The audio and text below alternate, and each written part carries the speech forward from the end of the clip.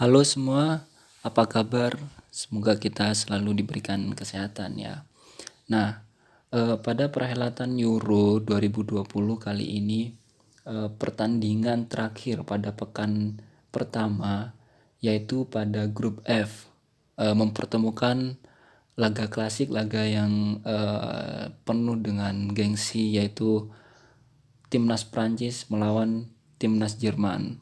Nah, pada pertandingan tersebut tentunya menjadi terdapat hal menarik yang bisa kita telaah, yaitu pada kekuatan tim masing-masing, kekuatan dari masing-masing tim yang mungkin nanti akan berpengaruh pada jalannya pertandingan. Nah, jika dilihat dari kedalaman skuad tim mereka, untuk timnas Prancis di sini ada Hugo Lloris, kemudian Maignan, Mandanda, Pavard, Boyes, Varane, Zouma, Kimpembe, Hernandez, Lenglet, Digne, Konde, Kante, Pogba, Rabiot, Tolisso, Sissoko, Lemar, Thuram, Koeman, Mbappe, Griezmann, Giroud, Benzema, Ben Yedder, dan Dembele. Nah, kalau dilihat dari skuad timnas Prancis pada saat ini masih tetap menggunakan pemain-pemain yang kebanyakan bermain di Piala Dunia 2018 kemarin. Nah, sehingga jika dilihat boleh dibilang timnas Prancis ini tetap menggunakan pemain dengan usia rata-rata di atas 25 tahun. Jadi bisa dibilang pemain-pemain skuad timnas Prancis ini kebanyakan memiliki caps penampilan untuk negaranya yang lumayan banyak. Nah, kemudian untuk timnas Jerman sendiri di sini ada Bernd Leno, Manuel Neuer, Kevin Trapp, kemudian Ginter, Robin Gosens, Ganter, Halstenberg, Hummels, Klosterman, Robin Koch, Rudiger, kemudian Sule, Emre Can, Gnabry, Goretzka, Gundogan, Ken Havertz, kemudian Hoffman, kemudian Joshua Kimmich, Kroos, Muller, Jamal, Neuhaus, Sané, Volland, dan Timo Werner pastinya. Nah, jika dilihat timnas Jerman lebih menggunakan pemain-pemain yang pemain-pemain muda mereka, pemain-pemain yang boleh dibilang saat ini sedang naik daun. Nah, benar mereka pemain muda, tetapi mereka memiliki statistik-statistik yang lumayan bagus, seperti Joshua Kimmich ini, kemudian Timo Werner, kemudian Kai Havertz bersama Chelsea yang baru saja memenangkan Liga Champions. Nah, secara keseluruhan timnas Jerman ini mengkombinasikan antara pemain muda dan pemain senior mereka. Untuk pemain senior di sini ada Toni Kroos, kemudian Muller, kemudian Hummels, dan tentunya penjaga gawang mereka Manuel Neuer. Kombinasi antara pemain muda dan pemain senior tentunya akan membuat kekuatan tim semakin seimbang. Dan juga di sini mungkin Jerman sedang melakukan regenerasi ke depannya, sehingga banyak memunculkan pemain-pemain yang mayoritas pemain-pemain muda seperti itu. Nah, jika kita bandingkan dari kedua skuad tim tersebut relatif seimbang, karena kombinasi pemain muda dan pemain senior yang dimiliki oleh Jerman pastinya akan membuat permainan-permainan yang lebih agresif dengan pemain-pemain muda mereka. Kemudian dibandingkan dengan pemain Perancis, juga mereka akan berusaha menguasai bola selama mungkin, kemudian nantinya juga akan sesekali melakukan serangan-serangan atau terupas-terupas di daerah pertahanan timnas Jerman. Nah, jika dibedah lagi, jika didalami lagi, di sini ada head to head antara masing-masing kiper timnas Jerman dan timnas Prancis. Nah, untuk timnas Prancis sendiri ada Di sini ada Hugo Lloris. Usia dari kedua pemain tersebut, Hugo Lloris dan Manuel Neuer, tidak jauh beda, 34 dan 35. Kemudian tinggi badannya juga tidak jauh beda. Kemudian nah yang menarik di sini untuk Hugo Lloris saat ini bermain di Tottenham dan Manuel Neuer bermain di Bayern Munchen. Untuk Tottenham sendiri kemarin finish di posisi 6. Mereka masuk di babak playoff Liga Europa League.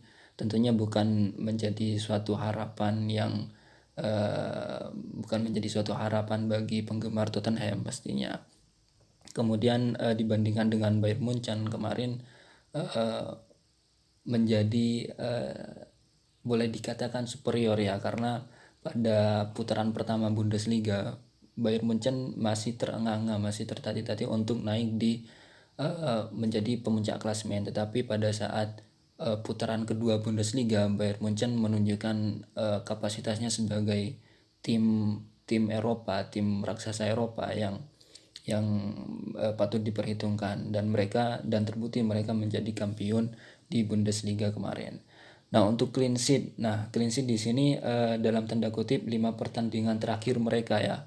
Jadi di sini juga termasuk level klub dan level negara.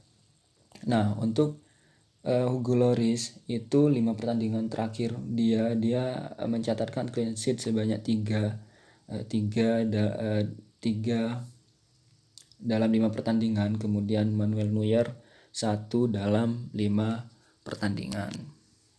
Kemudian selanjutnya di sini ada Rafael Varane. Rafael Varane di sini berposisi sebagai center back, dan juga timnas Jerman memiliki Mats Hummels yang juga berposisi sebagai center back.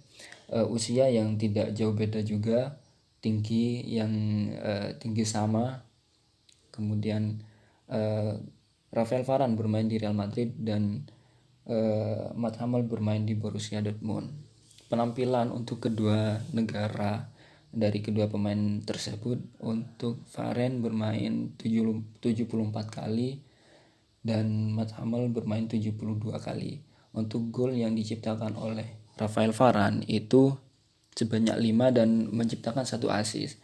Nah, untuk Mats Hummels sendiri menciptakan 5 gol dan 6 assist. Nah, suatu pencapaian yang baik ya untuk Mats Hummels, karena seorang center back yang menciptakan 6 assist itu merupakan suatu pencapaian yang baik.